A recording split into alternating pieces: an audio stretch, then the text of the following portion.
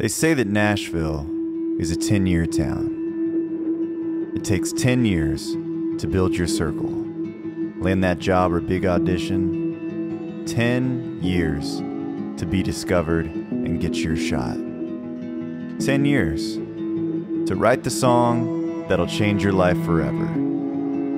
But where do you start? There's many ways to connect the decades worth of dots, and no two journeys are the same. But these are the stories of those who moved to Nashville and made it happen. This is 10-Year Town.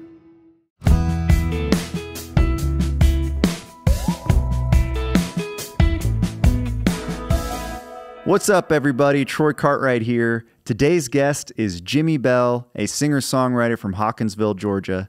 Jimmy's written songs for some of your favorite country artists, such as Bailey Zimmerman, Kip Moore, Brantley Gilbert, and many others. Last year, one of Jimmy's songs, Last Night Lonely, recorded by Jon Pardi, reached #1 on the Billboard Country Airplay chart. Jimi is one of my favorite people in town to get a beer with and talk shop. He's a real introspective guy. He's blazed a career here in Nashville by being intentional, thoughtful, and hardworking. Like I said, one of my go-to guys in town to get advice from, and now he's here on the pod. Without further ado, Jimi Bell. Thank you for being here. So the way I normally start this thing off is I just ask, how long you been in town? It's a great question, Troy. So I've been in town. Now, where are we looking here? Are we just looking at each other? You got a camera one, camera two just right here. No, you're fine. Okay. I mean, you can buzz the lens if you want to, but yeah.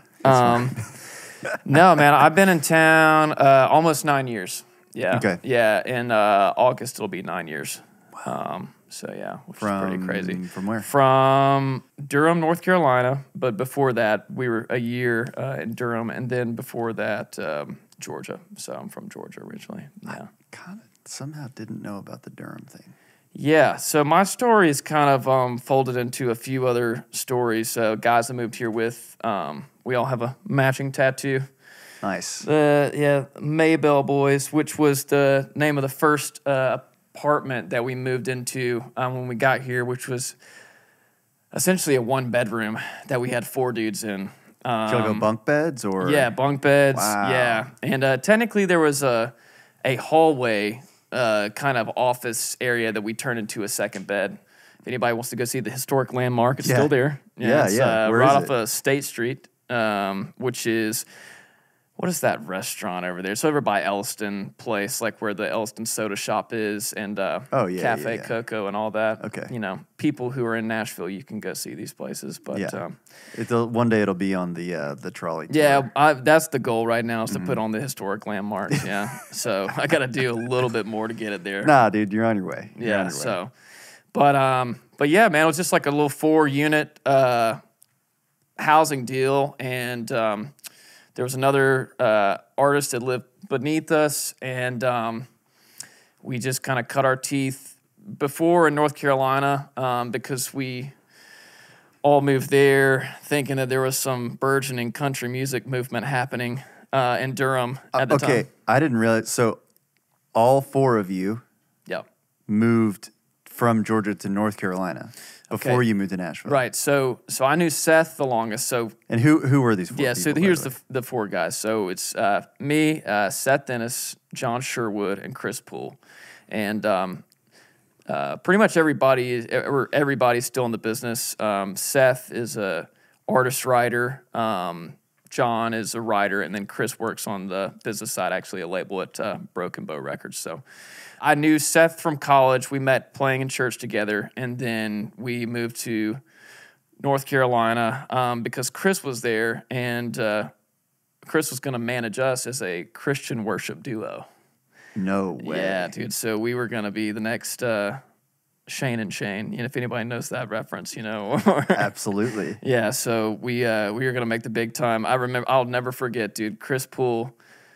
Because he didn't know nobody knew what they were doing, and still don't, but really then did not know what they were doing. Right. And Chris, saw me and Seth play at open up for this church's CD release, and we kind of had like a Mumford and Sons vibe going. I literally had this long hair, was wearing suspenders and stuff, and he thought that was unique. So he shows up, he's like, "Listen, I want to manage you guys. I'm going to take you guys to Cracker Barrel in Valdosta, which is like a perfect place for a business meeting, dude. He's like, I'm going to take, and he shows up, dude. I'll never forget, dude. He's wearing a damn pea coat, dude. He like had this professional, like, I'm Mr. Business person, you know, in his Honda Civic that he still moved to town with, which is awesome. And he was living in North Carolina with his business partner and convinced me and Seth to kind of move up there. And, you know, I was graduating college. I didn't really have much of an idea of what I was going to do. So it seemed like a cool place to go for a few months and just figure out life. Rent was $150 because me and Seth split Chris's business partner's child's bedroom, their daughter's bedroom. So it was pink. We had the bunk beds there as well. So we basically were locked in the house for a year. We were lied to. They told us, because I guess Chris and Sam was the business partner, had been to like Nashville, and they were telling us stuff like, dude, guys in Nashville, they're writing 4 songs a day. If you guys aren't writing 4 songs a day, then like you're not doing it. And we're like, crap, man. Like, dude, we gotta write more songs, dude. Yeah. And so I felt like it helped us. And then Jon, so they met Jon, who's the 4th piece of the puzzle, at a camp that they worked at out in California. Jon's from California, so he's the only one that's not from Georgia. And he was actually going to move to Portland, and Seth, of course he was, convinced him. He said, well, why don't you just move to Durham, North Carolina instead? And Jon was like, fine. Same vibe. Yeah, same vibe, exactly, yeah. Yeah, so we moved across the country, and that's how we came to be. And then, you know, quickly realized that, like, the scene in North Carolina was not necessarily what we... There's great music come out of there, and there still is, you know, but the I guess the infrastructure when it comes to like the business, and for guys not only that, like Seth, who was an artist, like I think you can still make it in those areas, even more so probably today than you could then. But the infrastructure as far as like finding other writers, other collaborators, business, that side of stuff. I mean, you have to be kind of in LA, New York, or Nashville, you know. Yeah, I think, maybe Austin now too. But. I think 9 years ago it was very, very hard. To kind of get anywhere. Yeah. But now maybe. Yeah, no, I think so. With the internet, so. with Discovery and TikTok and all that, it'd be a little easier. But you're right. There's nothing like the community. Right. We talk a lot about the community in Nashville, but it truly doesn't exist anywhere else. Like, if you go certain places in Nashville, throw a rock, you're gonna hit a songwriter. Yeah. And there's something about that is just hard to beat. Yeah, man, I love that, you know, and I love working with people and seeing people and that you like look up to sometimes too, you know, like you walk amongst your heroes here, you know, do. And you get to work with them from time to time, you know, and then also it's cool, man. You know, everybody, you know, we all play the game of like, do you know this person? And if they're doing something, like pretty much we do, you know, like if they've had, so you kind of cross a certain threshold and pretty much everybody knows everybody, you know, so. Yeah, I have this distinct memory. One of the, I don't know, 4 or 5 years ago, I went to during CMA Fest, I went to the stadium show. Yeah. And like every song that was playing over the PA in between the acts, I was like, oh, my buddy wrote this song. Yeah. And it was like 10 songs in a row. I like knew who wrote it. And that was like kind of a big realization for me of like, all right, maybe I'm getting somewhere. Yeah. You know? No, man, I think, and that just takes time, right? Like it's weird, man, because that's the truth, you know, is that like you come to town with a group of people, or you come in the same class. Some people, they find their people here. I mean, we met Basement East. That's right. At on the old cigarette patio. Mm-hmm. Neither one of us smoked, but that seemed like a good place to hang, dude. I found out about Troy actually through Chris, who I mentioned earlier, and he was like, and I had long hair like Troy does now at the time, and he was like, dude, have you seen this Troy Cartwright dude? I was like, no, I don't know him. And he's like, y'all kind of look the same, like with your long hair. And I'm like, all right, well, must be, you know, like, you know. It was meant to be, though. It was meant to be. We really dude. hit it off. Yeah, I know, dude. Yeah, we had the same look for sure, you know. What got you from Durham, North Carolina to Nashville? really, it was so we were writing songs in North Carolina, kind of cutting our teeth and figuring out how to do that. And then Seth had been on The Voice and met some people on The Voice. Actually, Morgan Wallen was on that season, The Voice, which is interesting. Yeah, wow. Yeah. So if never anybody knows who that is, yeah. But yeah, they met, and he was just meeting people, and Chris was equally meeting people on the business side, and they were just like, hey, if we want to do this, we gotta go to Nashville. And so yeah, my prospects were not looking great in North Carolina. You know, I was working at a rock climbing gym, which was cool, but you know, it wasn't gonna be everything. Wasn't your dream. Yeah, you know. And so I was like, all right, fine, let's do that. Yeah. And the other side of it was, I didn't mention this, but I was actually supposed to start a missionary program in January. So I was going to be a missionary for the Southern Baptist Convention, the Southern Baptist Church, yeah. So my only plan was, I graduated in May. I'm going to go to North Carolina for a few months, hang out with my boys, you know, and then in January I'm going to ride off into the great unknown, you know, doing the Lord's work, you know. Yeah. And man, like really took a left turn on that one. So yeah. But yeah, that was literally my whole plan. And then actually me and my wife had started, which girlfriend at the time, started getting serious and decided that, you know, maybe going to Africa for 2 years is not a good way to manage a relationship, you know? So, yeah.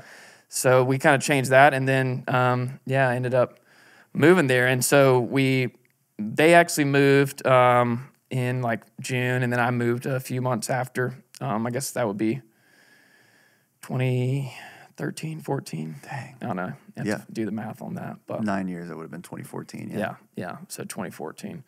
So, and then just kind of hit the ground running, man. Dude, we, you know, I don't know how it works nowadays, but for those days, it was go to Whiskey Jam, you know. That was where the you spot, met everybody? Dude. That was where we met everybody, literally every single person. And it was really cool. It's awesome these days, too.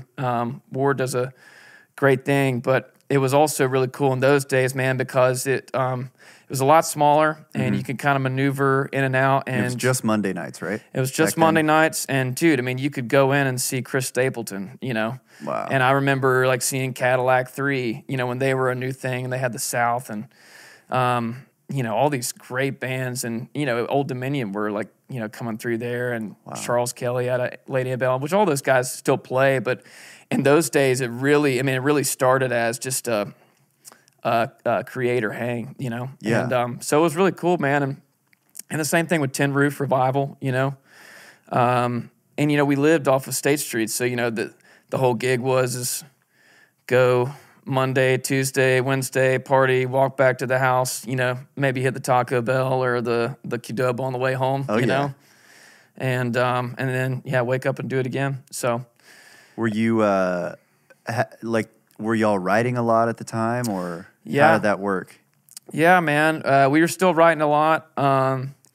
So it happened really fast and that's the one thing that I'll say with people moving here is that understand that, like, everybody's timeline is different, you know, and everybody's journey is different. And that can be really hard when it's your friends, you know. It's, you know, it's hard because you at the end of the day, you want all your friends to win, but when you guys are putting in the same amount of effort and work, and one thing happens and another doesn't, that can sometimes be discouraging. And so for us, man, like, super wild, but like Seth like signed a record deal and a publishing deal within a year of us moving here, which by the way does not happen, you know, most of the time. You know, that's definitely like aside the norm. So you know, it was kind of like, all right, well, clearly like that's like working, that's the thing. And so you have to then figure out like, okay, well, what's my path, you know? And then that's when they start to diverge, because even if you move here with a crew, like, you've got to figure out what your path is, you know? Like, and you're going to support your friends along the way, and you're going to build them up. At the end of the day, like, it's your career, you know, and it's your journey. So I started to figure that out probably 3 years into town, 3 or 4 years into town. You know, that's when I started to figure out like, okay, like I need to go out, start taking meetings or find out who to meet, you know? And so, yeah, so that's just when I started doing that and started realizing too that like, you know, because I was really into like the Americana stuff and I still am, you know, I love all that stuff. Yeah. But as far as a secondary market, I don't know if that's the right word for it, but basically like, you know, those guys are writing their own songs a lot of times, you know, and or they're writing them with their very close circle. So the whole idea of an outside song doesn't necessarily work in that world the way that it does in country or pop or other commercial musics. So, you know, I started to figure out like, okay, well, I've got to figure out a way to bring what I do and do what I love, but do it in a format that will make a living that's sustainable, you know? Yeah, and for you, was that did your target kind of shift to like trying to find a way to get like a publishing deal or? Yeah, man. It was like, because dude, when I moved to town, I didn't even know what a publishing deal was, you know? Like, same. You know what I mean? Like, I didn't even know that whole thing existed, you know? So, like I was telling this story today, but I didn't even know that songwriting was a profession until I was 16. And I had written this song, that I played in church, and a guy came up to me. He was a local eye doctor in town, and he says, "You write that song by yourself?" I'm like, "Yeah." And it was probably terrible. I don't even want to remember what the title was, but he was like, "I got a buddy that writes songs for a living up in Nashville, and I don't know who this person is till this day. It could be somebody really big, but he told me, he said he writes songs for a living, and he's got a house in Switzerland." And I'm like, "Oh." Well, sold, you know? Yeah. Like, because up until that point, man, I actually moved as a guitar player. And dude, you take one walk down Broadway, and I'm like, nah, this is not gonna work. I don't got it. So I just feel like I've just kind of like failed into the next profession, you know, and just finally found into like something. Yeah, actually, one of the cool things about our little group is I was actually Seth's guitar player for a little bit, and then he fired me. So that was the first gig I ever lost, dude, by my best friend, dude. Dude, so. Battle scars. Yeah, man. Yeah. So, but anyway, so yeah, dude. Yeah, you start looking for a publishing deal because you realize that, you know, even though you can get cuts outside of a deal, what I think that a publishing deal really does is get you in the game, you know, and gets you outside of your crew and gets you into rooms that you might not otherwise do. You know, I mean, it's kind of a when you have a support, you have people that are listening to your songs that are not just you, and so you're getting better on that front. But also too, like they're there to, you know, just help you to grow. You know, and so I found a pretty good deal. It's my first deal. I'm actually still with the same company, with Warner Chappell. I met, so my original deal was with Chris, actually, who I mentioned earlier. And he was at this small company, and those guys, we did a co-deal. And anyway, Warner, and I met this guy named Will Overton, who Broverton, as we both affectionately know, which you also worked with. Of course. And so anyway, yeah, so we started writing songs, and that's when I feel like once you're kind of in it and you're like, okay, I signed the deal. And with any deal, like you have in your mind with all deals, whether it be record deals, publishing deals, agent deals, whatever, that the deal is the finish line. And it's not, it's the starting point. That's right. You know? It gets you in the game. It's literally, it's just a ticket to the show, you know? Yeah. And everything that you do after that is up to you, So moved here in 2014. When did you sign that first publishing deal? What year was that? 2017 or 16. Okay. Yeah. And did that start to change your, you know, you mentioned you were writing, but did that pretty immediately expand your kind of co-writing circle, or how did that feel? Yeah, well, it definitely did. I mean, you're definitely like getting into meeting a lot of people that you wouldn't otherwise meet. You know, you don't have to do the cattle call anymore. You know, that's the thing about when you first move to town, is that you're literally just going up to anybody and you're saying, do you want to write a song? Yeah. And if you get a yes, it's like awesome, yeah, you know? Yeah. And then you end up in a lot of weird situations and a lot of weird houses. But like you just take the opportunities because you don't know which one's going to lead to what. And then I feel like when you sign your first deal, there's a little bit of a culling of the herd. And it's a little bit of like, all right, let's still write with the ones that we do well, you know, still to this day. I don't care if somebody's got a deal. If I like what they do, I still write with them, you know? So, but it's figuring out to like, okay, like let's minimize the throwing a dart at the wall and seeing what sticks. You know what I mean? It's more of like a focused thing. And we're trying to figure out like, okay, you know, Luke Bryan is looking for this kind of song, you know? Yeah, let's try and write He it. likes songs from these people. You can't write with those people, but you can write with the people that write with those people, you know? And you're just like slowly working your way up and slowly trying to connect the dots, you know? Yeah, get a little closer. Yeah, man, because, you know, the truth is that an outside song, you know, a true outside song, like outside the camp, you know what I mean? Where like it's so hard to make those songs land, you know? And your best shot is to either write it with the artist or write with the writers that are writing with the artist or the producer, you know? Yep. And so, you know, it's just trying to figure out, and hopefully you with your publisher are figuring out, you know, those things together, you know? And so, yeah. What was your first, like, big cut that you remember? My first big cut, so I'm not sure which song got recorded first, but they actually happened around the same time. I got a Kip Moore cut, song called Red, White, and Blue Jean, American Dream. It's the world's longest title. And then I had a song called Hard Days with Brantley Gilbert. That was my first single. So those things both happened within like a few months of each other, and I can't remember which one came first. Yeah.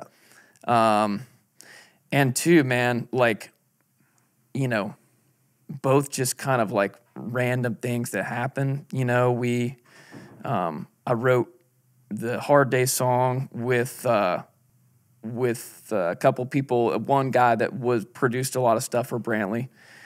And so that was the connection there. Yeah. And then I wrote the Red, White, and Blue Jean song with a couple guys and the guy that was producing Kip. So that is how that happened. So, you know, still, and it was just like random that those things even kind of came about, you know. That's the weird thing about this, man, is you never really know.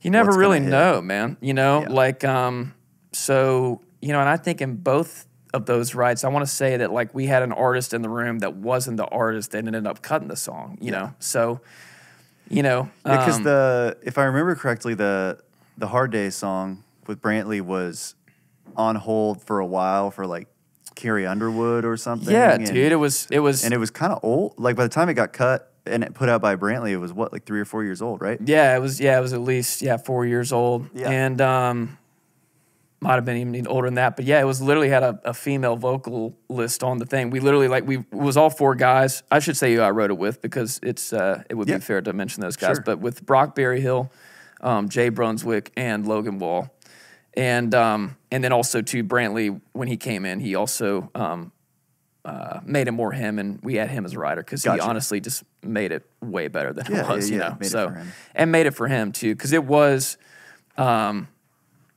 It was just like, honestly, I think it was Brock's publisher that was like, hey, this could be a female song. Because I believe Logan was the one singing on the demo. Okay. And so we actually even hired a female singer. So like the whole version that got pitched around was a female vocalist, you know? Yeah. So, yeah. And so anyway, but true to Brantley on that song, man, like he loved that song for many years because Brock was the guy that I mentioned that he knew that he worked with a lot. And, you know, I think when Pandemic came around, he was trying to find a song that might fit that moment and was basically like, would y'all let me have this? And we're like, yes, dude. Yeah, of course. Because, like, Brantley, for me, man, I mean, growing up in Georgia, you know, I mean, I remember, you know, being in college, you know, and going over to Statesboro and he was playing – I don't even remember what the name of the venue was. He probably would know. But just like, I mean, he was huge for Georgia country. Still is, you know? Yeah. And honestly, like, kind of gave rise to a whole new sound, too, which is cool. So it was definitely a full circle moment to kind of have that happen. And then, the Kip thing was on a retreat for the Boy Named Banjo guys, who I love, a band on that are in town and still crushing it, doing great stuff. Yep. And it was with Barton Davies, Philip Lammons, and then Luke Dick was the producer on that. Oh, So, sick. Yeah, who I love, Luke, man. He's awesome. So. Yeah, he's one-on-one. But yeah, so those were like, and too, man, those were like my, my only really like major label cuts, the only ones that were like kind of really making any cash for a little bit. Did you feel like when that started happening, did it immediately sort of like, whatever, we talk about different levels and kind of getting closer to the center or whatever, did you feel like that kind of changed who you were writing with? Or not really? Was it just still kind of a grind after that? Yeah, man. I mean, it was still a bit of a grind because I think in both those cases, the connections between the artist and the people that were on the songs had already been made, right? So so obviously, so you definitely definitely level up. I mean, every time that you write a song, you have a chance to like level up your crew and stuff like that, and because even though some songs might never come out or have not come out yet, certainly like when you're writing great stuff, it gets passed around town, and so, and that stuff like levels you up as well, I know that's kind of a weird thing for people to hear, like levels you up, but like in a creative form, but I mean, just all I mean by that is just saying that like, there's more opportunities that come and people that are creating at a output that has been like well proven, and then you get to like bring what you do into that, and so and it's almost like a form of marketing. Yeah, it's kind of in town marketing. Yeah, right. So maybe not everybody on the street knows who you are, knows that you wrote that song or whatever, but just getting some action helps you. Yeah. Helps your publisher sell you to put you on with so and so's new artist or whatever. Man. It all works together. Dude, they're building blocks, Exactly. And so I mean, and it's great, and also too, when you get a song released, like you don't have to like go home to Thanksgiving and have all your family being like, so what are you doing again? Then they just ask you, now, did you make any money from this song? Right. Yeah, so you don't have those questions as much, which is a really nice feeling, because, so many times, you're writing, I would say most top line writers in town, probably on average, I would say, are writing at least 100, 150 songs. And there's people that are going way over that and people that might be going under that, depending on, would you say that's average? I mean. Yeah, and I mean, I think the thing that I take away from that is just remembering it's a very long game. Mm-hmm. Yeah. And so really we don't, I've been at it on the artist side, I've been at it on the songwriter side, and especially on the songwriter side, you really don't have a lot of control. Right. Really, all you control is what you do in the room that day. Yeah. And after the song is done, there's a little bit you can do. You can try and get people excited about it, get your publisher excited about it, but ultimately,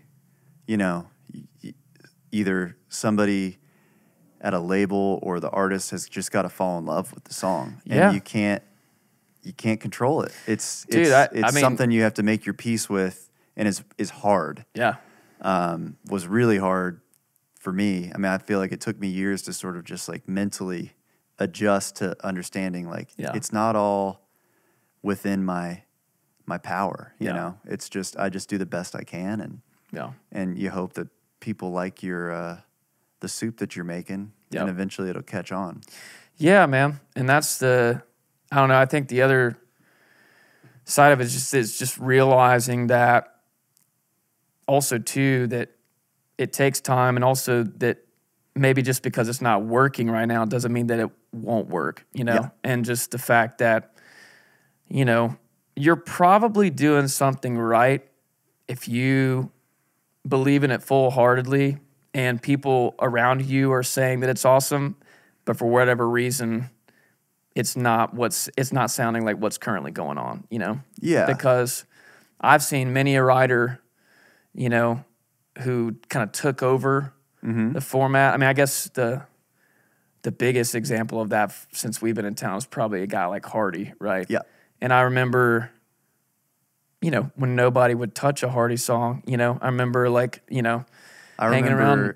I remember you telling me, I was like, what are you excited about right now? It's probably 5 years ago. Mm-hmm. And you were like, bro, this guy, Hardy. Yeah. He's about to take over. Yeah. And then he did. He did, He dude. definitely did. He did, man. He's an incredible writer. And I think that he's somebody, though, and still to this day has, had a compass, knew what he was doing, and just did it, and waited for the right artist. I think that's one thing that you can control as a writer, is that you can brand yourself and still have artistic identity even as a songwriter. Absolutely.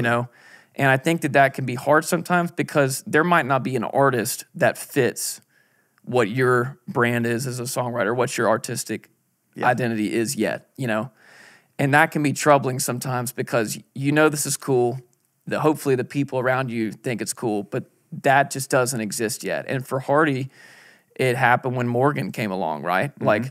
That was kind of, the first person that, and not that somebody else might have not eventually done that, but that's exactly how, where he was able to get that writer voice. And then, of course, he went on to do his own artist thing. But, man, I mean, it's just like finding somebody that fits along with what you do, Yeah.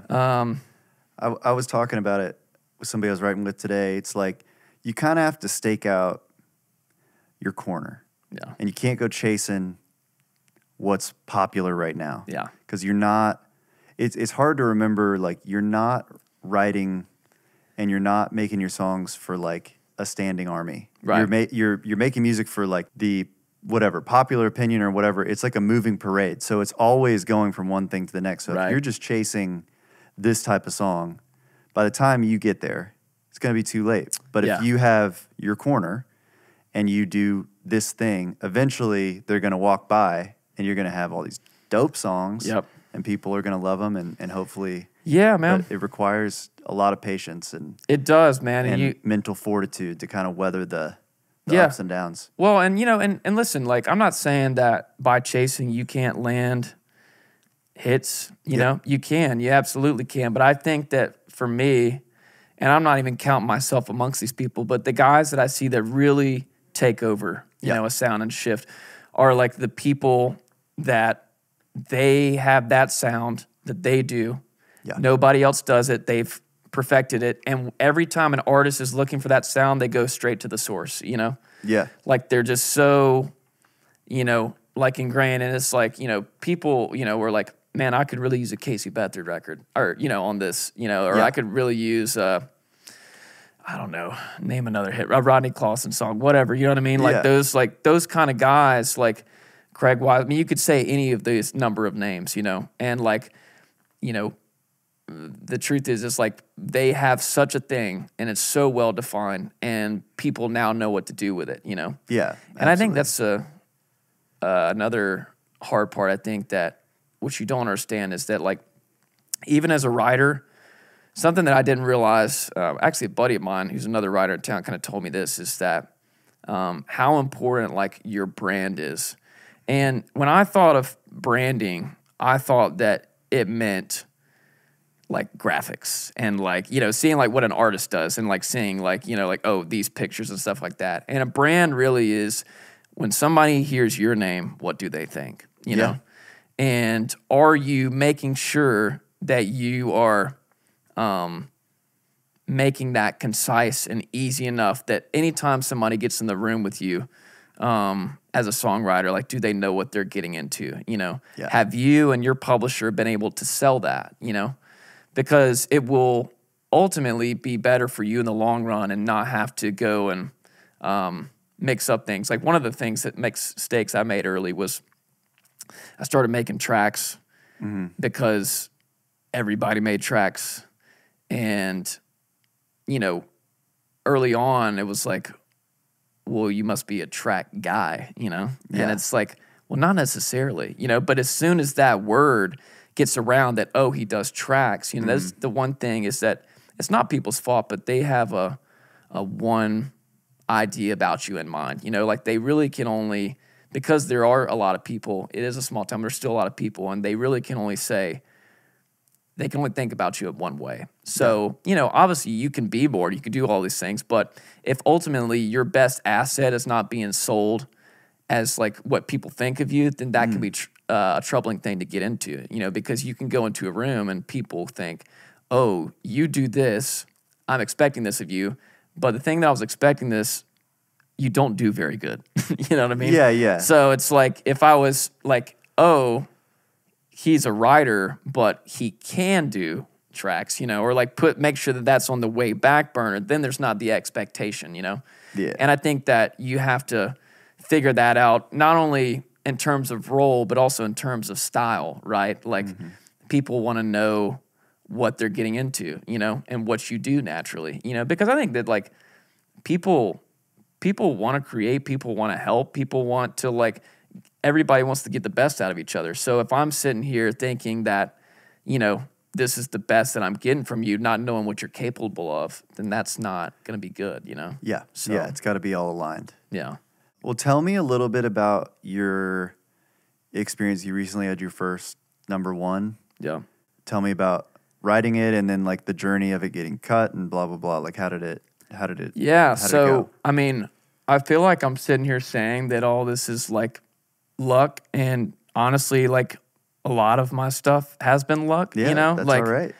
dude, there's a... The harder you work, the luckier you get. Yeah, there's a quote by your friend Parker McCullum that I like loved. I don't know if it's his quote, actually. I'm pretty sure that it's not. Okay. It might be like a Michael Scott, like, Yeah. you know, like Wayne Gretzky, Michael Scott, Yeah. Parker McCullum, Jimi Bell. I'll use it, you know. But he's tweeted out something. I remember this years ago, it stuck with me. But like luck favors the prepared, you know. And I think that's such a true thing. Is that you just got to show up every day, write the songs, and just leave the rest out, you know. Yeah. And that was one of those days with Last Night Lonely, which was thankfully recorded by Jon Pardi, who I love. I think he's awesome. I've like been a fan of his music for a long time, and but I wrote it with Dylan Marlowe and Joe Fox, and that song came about, man. You know, going back to like, you know, just showing up, like that was just like three buddies getting together and just like writing a song. We were really writing for Dylan.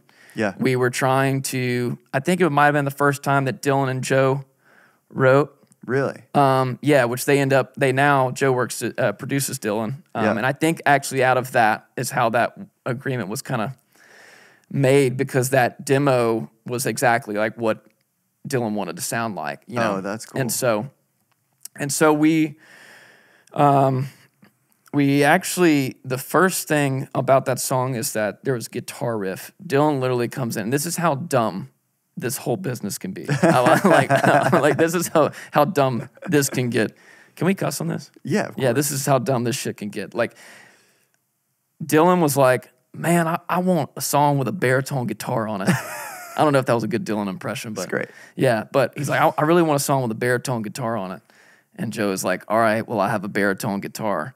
And so Joe started playing this riff, and I was like, that sounds like a hit riff, you know? Yeah. That's a hit guitar riff. I don't know to what song, but whatever. So we start trying to write over this track. Nothing happens that day. It's like, all right, 3, 4 o'clock, let's go get a beer, you know? Call it, you know? Then we come back to it. Once again, no idea, no concept, nothing, you know? And we come back to it the next time. Maybe the title fell out. I'm not sure.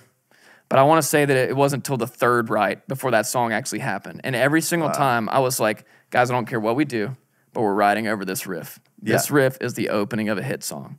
Wow. And the best part about that story is that when Bart Butler, who is John's producer, played me and Joe back the song, the opening riff is not the same riff. It's completely different. Way. So like the whole reason why the song existed didn't even make the final cut. That's so funny. So yeah, so they it wasn't even the same notes, and they played over violin, which I love the new riff. It's awesome. But like literally when we got out of the truck, both me and Joe looked at each other like, dude, it sounds awesome. It sounds slamming. We're like, yeah. what happened to our riff, dude? You know, because like we were like, God, I hope this still works, dude. I hope Bart Butler knows what he's doing, you know, which he does, obviously, dude. He makes big ass records. But at the time, it was just like, oh God, dude, this riff doesn't see the light of day. So, I know we keep joking that we're just gonna write another song over it. You know, you should for somebody else. Fertile soil. Yeah, clearly. dude. I mean, it's still out there for use, but yeah, man. And so, you know, that was pitched by Dave Pakula, who was Joe Fox's publisher, who works over at Liz Rose Music, who I love all those people over there, and sent to Bart, and it was a outside pitch, outside song, and it happened to be exactly what they were looking for, you know, so, which was really cool, man. And did you just get a call one day that it was like, that was the single, or?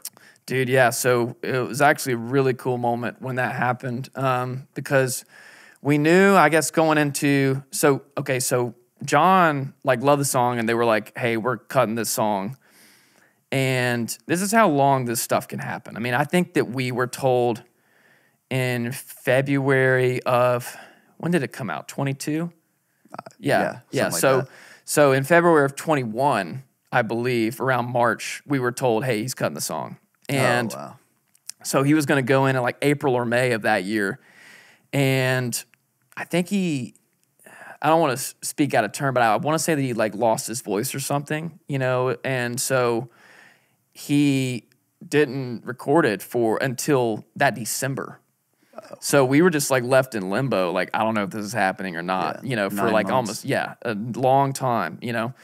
And so we were like, well, surely like there's been another song that's going to beat us out, you know. Yeah. And at this time, once again, like we just know that we think we have a cut, you know, which, you know, so we knew, I guess, around December or January that it was like in the pile of songs. They had cut like 3 or 4 songs. We knew that they were going to pick a single out of that. So we knew that there was a chance, you know.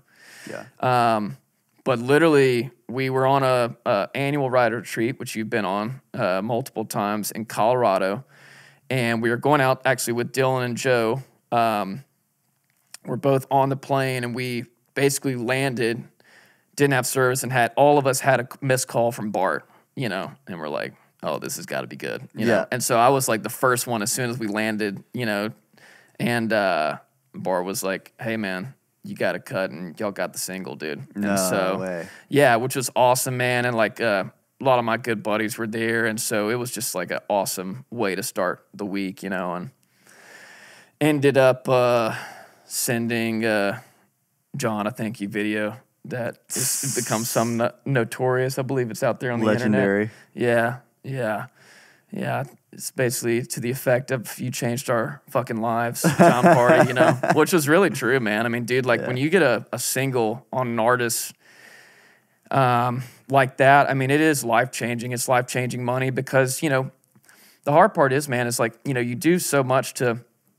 write the songs and write a hit song, but, you know, if that artist that ends up recording it doesn't have radio at their back for whatever reason, or they just don't have the wind blowing their way right now, you know, it can be an uphill battle, you know, and so it's hard enough to write a hit song, and then it's also hard enough to connect that hit song with a hit artist, you know, and hit them at the right time where that's what they need to say, you know. Sometimes, man, like you might have what I think is a hit song, but for whatever reason that just doesn't deliver well at that moment. You know, there's so many times where, and it might just be where the market's at, right? Like you'd be surprised going back, like how many like songs you think were hits that were not number one songs at radio, you know? Like She Thinks My Tractor's Sexy, right? Like, which everybody knows that. No, not a number one. I think died in maybe the teens or 20s, you know? Wow. I mean, and there's tons of those, you know, that like, that didn't even crack the top 30. And so it's a super crazy thing to happen, you know, and it's all a bit random, it seems like, you know, but once again, just like showing up and being ready to do it, you know, like even on the days, you know, I don't say this as a slight, but like riding with Joe, who was a good buddy, and riding with Dylan was not necessarily an opportunity at the time, right? Like it might not be a day that if you write and you have it on your calendar that I would have been like, got to deliver here. This you know, is the it was, one. I mean, hence, you know, like it took us 3 writes and we were just like goofing around and came up with it. You know what I mean? Yeah. So, but that ended up being the song that's done the most for my family so far, you know? Yeah, and yeah, so, change your life. yeah, man. So it's, I love that. yeah, you just never know when it's going to happen, you know? Yeah. Well, that's a testament to showing up every day and You working got as hard to, as man. you can. Yeah, dude. What did it feel like? Like when it went number 1 that day? Yeah. How'd it feel? To be honest, man, it was awesome. Yeah. But it's kind of a weird, trivial thing because almost like with radio, like even though you do celebrate it, like when you've been around the business, you really do realize how little control. And so almost I feel like my victory was knowing that we had a song that out of other people's songs that were getting pitched, they decided to put money behind and be the single, right? Yeah. And then everything that happens after that, really you have nothing to do with, you know? Like there's so many that, you know, things that can come into play as far as it getting to top 5 or top 2, you know? Yeah. Well, I mean, I think, you know, it depends on who is coming up at radio, you know? Like I know a lot of songs that, you know, weren't number 1s that like just had like a big artist that like clogged up the charts, you know, as we say, like where they might have like a 5 or 6 week number 1 and, you know, so that just ends up happening. So it was definitely fortunate. It's great to have that like, you know, check box of a number 1 song, but it's, you know, at the end of the day, like you already felt like you did your job, you know? And, so it was definitely cool. It was definitely cool to see the check. That was the tightest one, you know, to be honest. Like the check was really cool. You know, that's the concrete aspect of it. But yeah, it was already kind of like job done, and everything that happens after that, you know, it's just kind of bonus, you know? Yeah. So at least it was for me. I mean, it's different for everybody. You know, some people might see that differently, you know, and I definitely don't want to sound like that it didn't mean anything, because it definitely did. But but it's just a number, right? Like all it says is just saying like, you know, that, hey, a lot of people really connected with your song. Yeah. You know, that's it, you know, and we've had a few different people on this podcast kind of talk about, it's almost like some sort of validation for all of the work. right. It's like, this is the cherry on top, but it's really like the 200 songs or more Right. that no one has ever heard or will ever Right. hear. It was all this work to get there. Right. And then this is like a celebration of all of that. It is, man. And, you know, you never Yeah. forget your first, I'm Yeah, sure. but at the same time, it's like, you know, I'll tell you the weirdest feeling about it is that you're number 1 song, and then the next week you're not, you know, like, and it's just like Back at the bottom I'm of like, the hill. oh, well, and dude, and literally, and you know, the guys that have written multiple number 1s, you know, they'll probably all tell you the same thing, that it's just like you just go right back down to like figuring out how to do the next one, you know? Like it really is like you celebrate it, you're glad, you're happy, and then it's just like, all right, got to figure out the next one, you know? Yeah. And because, you know, at the end of the day, man, and I had another buddy who I really love who said this to me. He's like, because he had a couple hits at that point, and I was just kind of talking about my emotions of having one and figuring that whole thing out and what that actually means. And he was like, man, he's like, at the end of the day, like, you didn't move to town to write a hit song, you know? Yeah. Like, you moved to town to be a hit songwriter, you know? And so part of me, like, feels like that was always going to happen, you know? Yeah. Like, I really do That's feel cool. like when I, like, moved here that, like, I was going to get a number 1 song. I didn't know when. I didn't know how it was going to happen, but I knew that that was going to happen at some point, you know? So in some ways, like, you know, you are happy, but like at the end of the day, like that's not what you came here to do, you know? And I would say too, for anybody moving here, writer, artist, producer, is like, you need to figure out why it is that you're here, you know? And even though, and it might be something that's not so concrete as having a number 1 song or having, you know, a Grammy or whatever the case may be. But I think you need to have a clear determination of what you're doing, you know, and just figuring out, because at the end of the day, the more you can define that, one, it helps you be able to chase it and able to celebrate those wins and recognize the wins when they're wins. Because sometimes if you don't know what you're doing, you can't even recognize a win, right? Yeah. That's sometimes, I felt like that at times, And then the other thing too is it allows other people to come alongside you and help you, So many like publishers or record label people, like whoever they may be, like if you don't know what it is you want, then how are they supposed to know it is what you want? How are they supposed to help you? Like if an artist doesn't know who they are, like how can they expect other people to come alongside them and support that, Yeah, that's so true. So, I think that just, and that can also, once again, that can also evolve, like I said, like I moved here to be a guitar player. So it doesn't have to be like you have it figured out from the beginning, Yeah, like totally. it definitely, you can fall into it. But I think that from year to year, you need to have a clear focus of what it is you're doing, Yeah. So I love that. Last question here. What kind of stuff do you do like on a day-to-day basis? Like where do you get your ideas from for songwriting? Like how do you source those ideas? Like what's that process like for you? Dude, my process, I would say, which I'm still figuring out, man. Like I'm still like, and it changes, right? Like creativity is this kind of like you kind of mentioned with the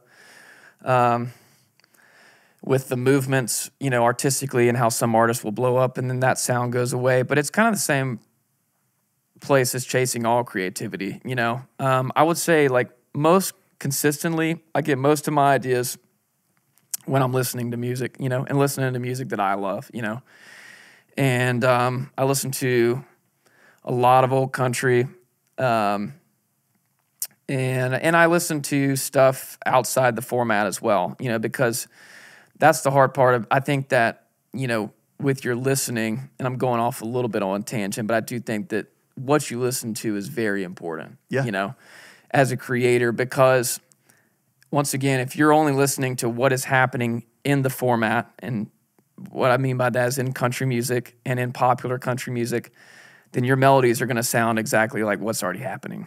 Yeah. And what's already happening has already happened. So if you're like trying to figure out how to be,